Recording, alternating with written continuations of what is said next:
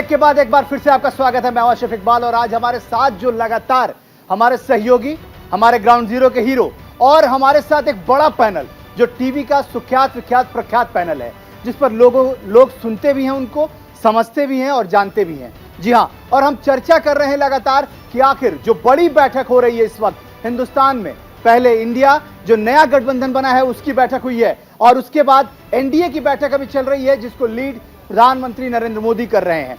तो आप समझ लीजिए, और पल पल की जानकारी हम आप तक पहुंचा रहे हैं। हम ये भी बता रहे हैं कि आखिर इस बैठक के नतीजे कैसे निकलने वाले हैं। जैसा जो इंडिया जो खास तौर पे बेंगलुरु में बैठक हुई है, उसके नतीजे के तौर पे ये देखा जा रहा है कि महाराष्ट्र में अगली बैठक होगी और उस बैठक में लगभग ये तय हो जाएगा कि आखिर संयोजक कौन होने वाला है, कौन लीड करेगा इस गठबंधन को। और साथ ही ये भी तय होगा कि आखिर जो उनके सहयोगी हैं उनको किस तरीके से इमर्ज किया जाएगा, किस तरीके से उनको सम्मिलित किया जाएगा और संभाला जाएगा। दूसरी तरफ एनडीए भी लगातार अपने बड़े कुनबे के साथ जुड़ा है और आपको बता दूं कि ये पहली बार है जब किसी इतने बड़े गठबंधन का ये दल आज बैठा हुआ है दिल्ली में। और आज हमारे तमाम सहयोगी हैं। सबसे पहले मैं तमाम सहयोगियों के पास जाऊं, उससे पहले मैं अली के पास जा रहा हूं। अली, क्या देख रहे हैं आप, कब तक ये बैठक चलने वाली है और क्या उम्मीद है?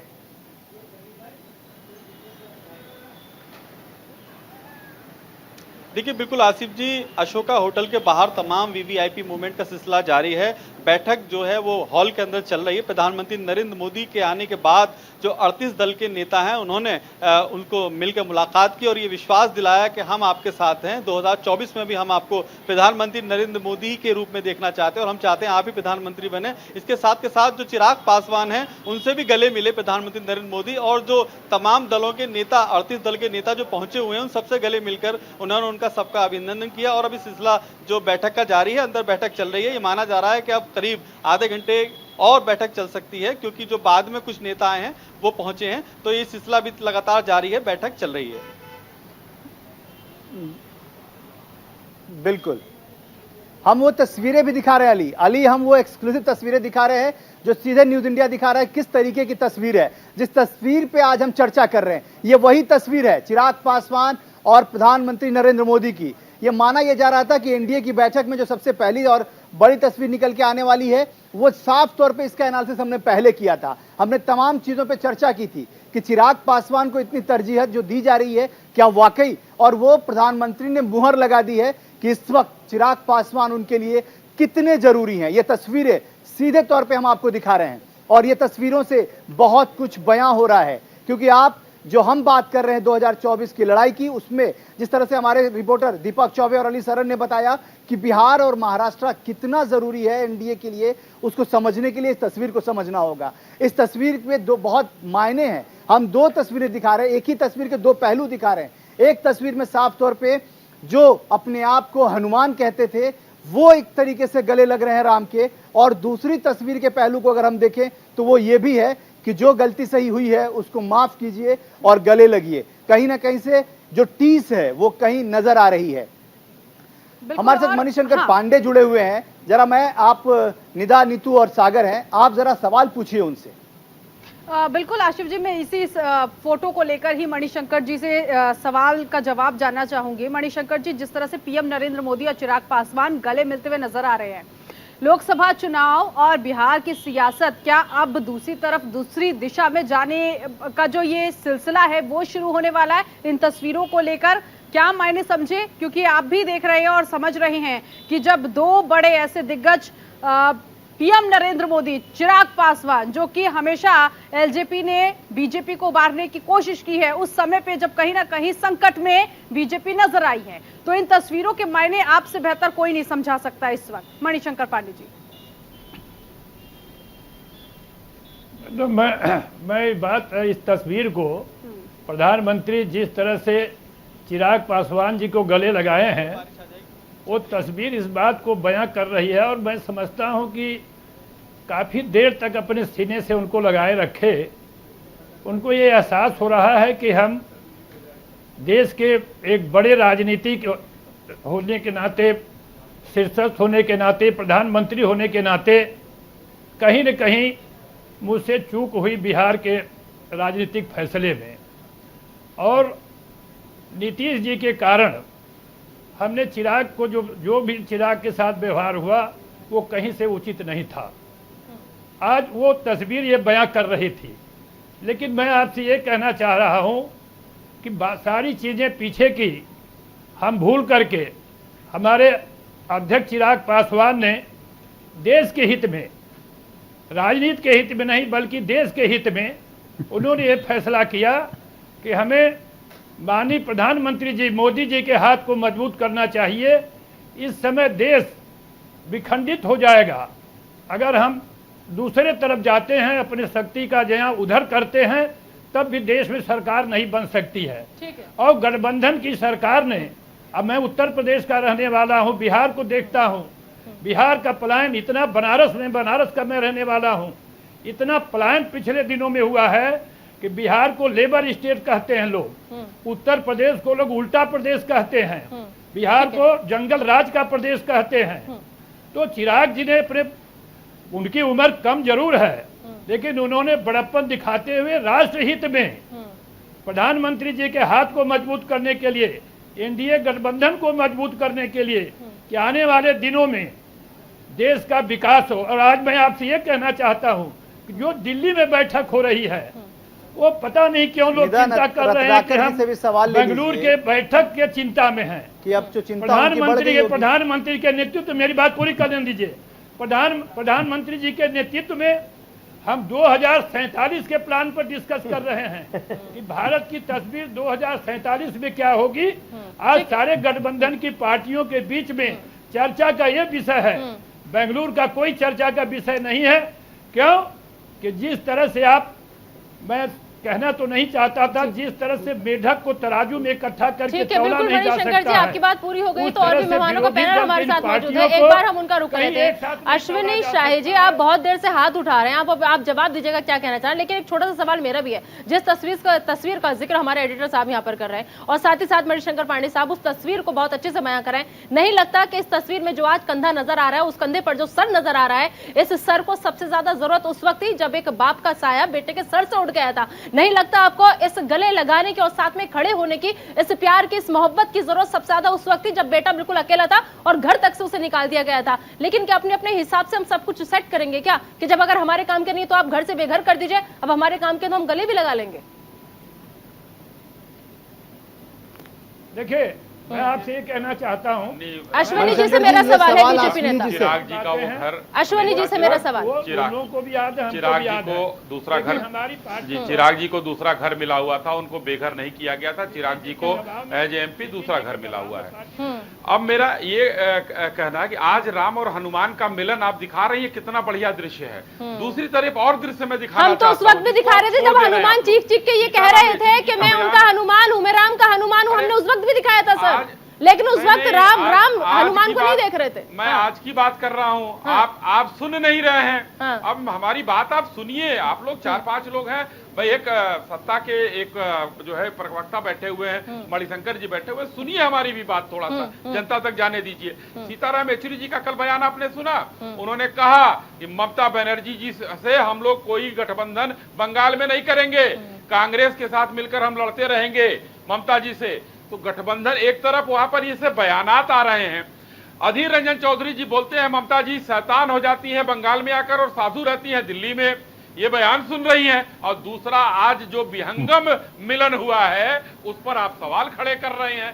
तो ये सवाल खड़ा करना आपका काम है, करिए, मगर उसके बारे में जो पॉजिटिव चीजें हैं उसको देखिए। नेगेटिव बंगाल में चल रहा है, नेगेटिव ठगबंधन के अंदर चल रहा है, उसको पॉइंट आउट। ठीक है अश्विनी जी, रत्नाकर जी के पास भी आएंगे, भुवन जी के पास भी आएंगे, लेकिन एक सवाल अश्विनी जी, एक बात कह के मैं अपनी बात समाप्त करता हूँ, एक लाइन कह के जी, एक लाइन कह लूं जी। आज एक तरफ हमारे एनडीए के सभी लोगों ने मिलकर माननीय प्रधानमंत्री जी को माला पहनाकर उनको अपना नेता बनाया है और ये कहा है कि आपके नेतृत्व में हम चुनाव लड़ेंगे। और अभी पांडे जी, मणिशंकर जी ने कहा कि 47 तक का प्लान हम कर रहे हैं। ठीक है अश्विनी जी, मणिशंकर जी ने यह भी कहा, सुनिए सर, सुनिए अश्विनी जी, है ना नियत है।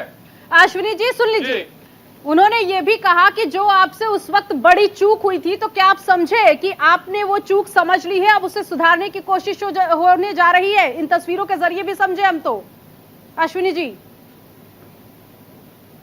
देखिए, अगर हमसे कोई चूक नहीं हुई है, अगर चूक हुई है तो हम संभालेंगे उसको। हमारा कुनबा है, हम अपने कुनबे को बढ़ा रहे हैं। चिराग जी ने कभी भी एक बयान, मैं कहता हूं, भारतीय जनता पार्टी के चिराग जी के खिलाफ बता दीजिए, या चिराग जी का बयान भारतीय जनता पार्टी के खिलाफ बता दीजिए, कहीं चूक नहीं हुई है।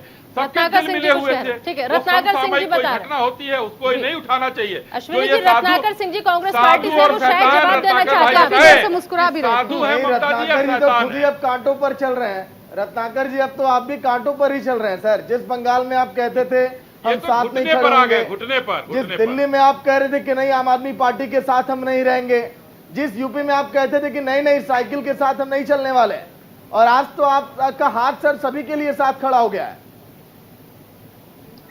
मेरा आप सभी से रिक्वेस्ट है कि मुझे थोड़ा सा समय दीजिएगा। बहुत सारे प्रश्न हैं और बहुत सारे बातें इन्होंने कहा है, उसके बारे में भी मैं थोड़ा बोलूंगा। जी बोलिए। देखिए, मैं एक चीज सबसे पहले तो यही कहूंगा कि हारेगा एनडीए और जीतेगा इंडिया। हारेगा फांसीवाद और जीतेगा भारत और भारत की जनता।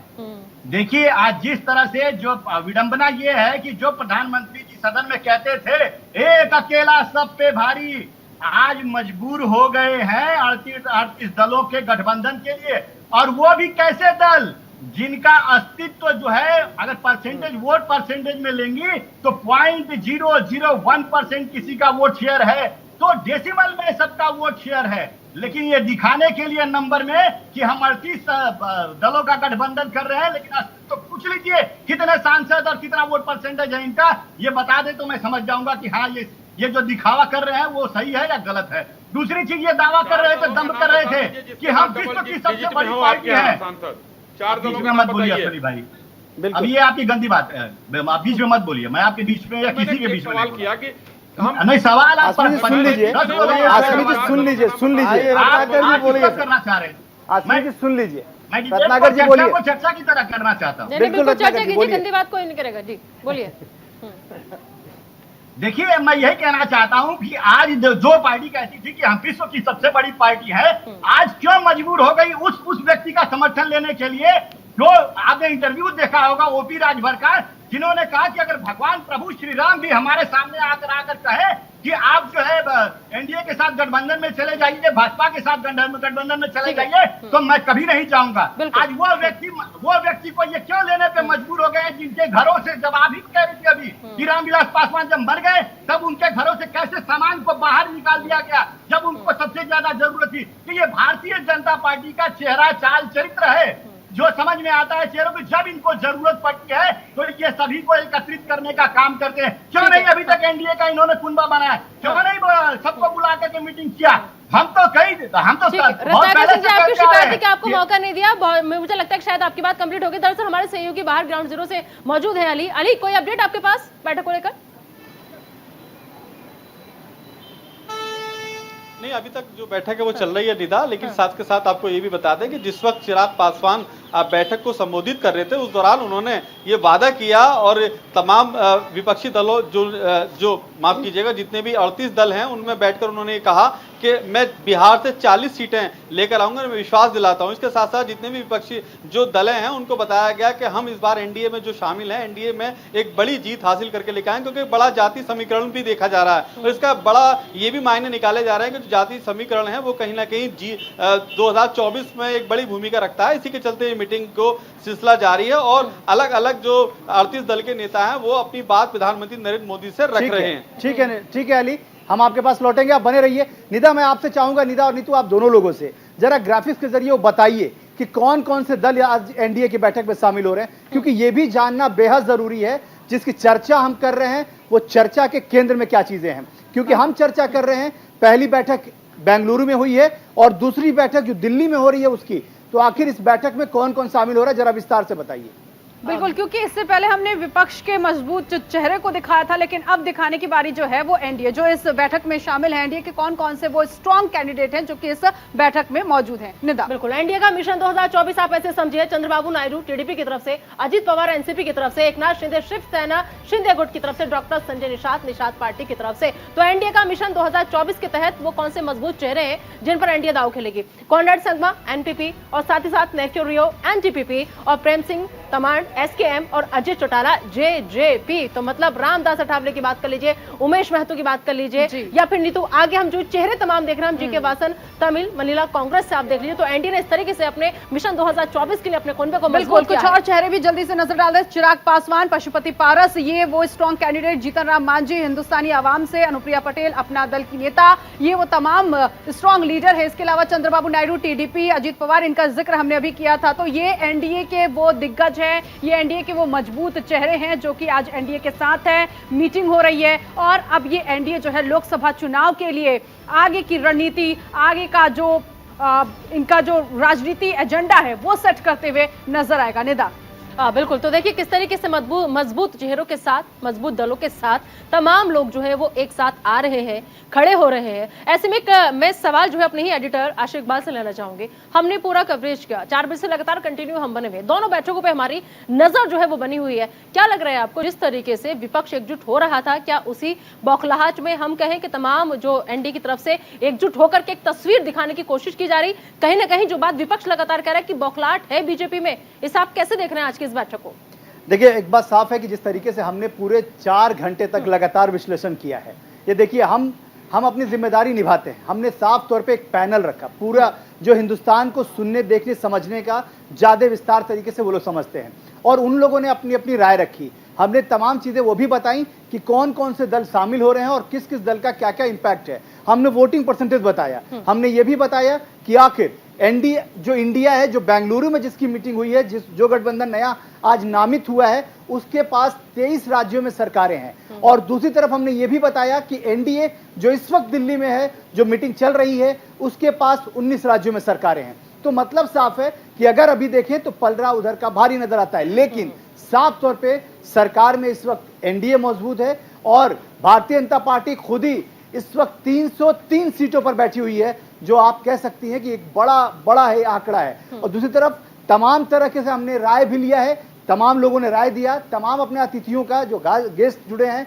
उनका हम स्वागत कर रहे हैं, उनको ये धन्यवाद। और हमारे ग्राउंड जीरो के हीरो जो हैं उनका धन्यवाद कि जो वो जुड़े और लगातार 4 घंटे से चर्चा में शामिल हुए और चर्चा में अपना बहुमूल्य समय दिया। क्योंकि लगातार न्यूज इंडिया ग्राउंड जीरो पर भी बता रहा था कि क्या क्या मीटिंग में किस किस तरीके से कौन कौन शामिल हो रहा है, क्या क्या चीजें आने वाली हैं और किस तरीके से तमाम चीजें तय हुई हैं। और बिल्कुल देखिए, साफ तौर पर जिस तरीके से आपसे हम लगातार ये चर्चा कर रहे थे, लगातार हम ये बातें कर रहे थे, किस तरीके से इस बैठक में तमाम अपोजिशन के दल जो हैं वो शामिल हुए और हमने इस पूरी चर्चा को बहुत ही विस्तार से दिखाया, समझाया, बताया कि ये बैठक कितना इंपॉर्टेंट था।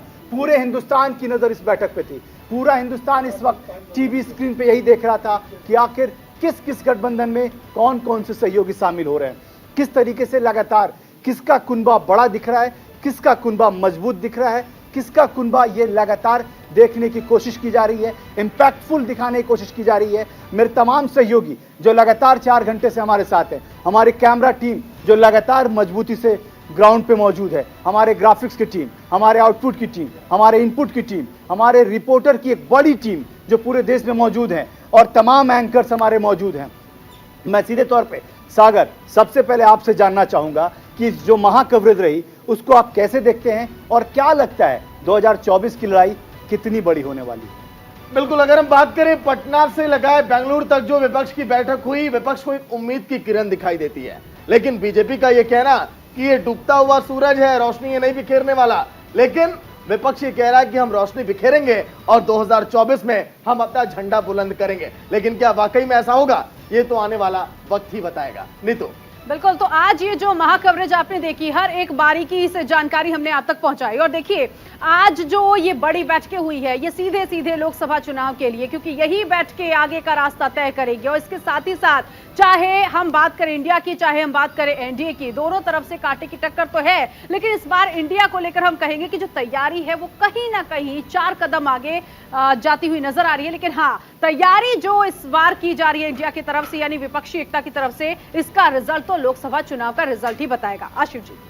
बिल्कुल निदा, आप भी कंक्लूड कीजिए, क्योंकि ये लगातार जिस तरीके से हमने दिखाया है, ये चर्चाएं दिखाई हैं और खास तौर पे हमने ये दिखाया क्योंकि हमने सबसे पहले इस खबर को ब्रेक किया था कि उस ऑपोजिशन के महागठबंधन का नाम इंडिया होने जा रहा है। निदा, बिल्कुल इंतजार करना होगा हमें 2024 का, क्योंकि जिस तरीके से एनडीए 38 वर्सेस इंडिया स्पेशल 26 अब ये लड़ाई हो गई है, तो देखना होगा कि एनडीए वर्सेस इंडिया में कौन बाजी मारता है। इंतजार बस 2024 का, क्योंकि अपनी अपनी जीत का दावा तमाम दल करते हुए नजर आ रहे हैं। बिल्कुल, तो इस बड़े महाबहस का और ये आप कह सकते हैं मेगा कवरेज के लिए न्यूज इंडिया की टीम लगातार ग्राउंड पे मौजूद थी, स्टूडियो मौजूद थी, और हमारे साथ जो बड़े पैनल थे, जो हिंदुस्तान के प्रख्यात विख्यात सुख्यात चेहरे हैं, उनको हमने शामिल किया था इस चर्चा में। और हमारे ग्राउंड जीरो के हीरो जो लगातार बने रहे, आपका बहुत शुक्रिया। देखते रहिए न्यूज इंडिया, क्योंकि यहां खबरों का सिलसिला रुकता नहीं।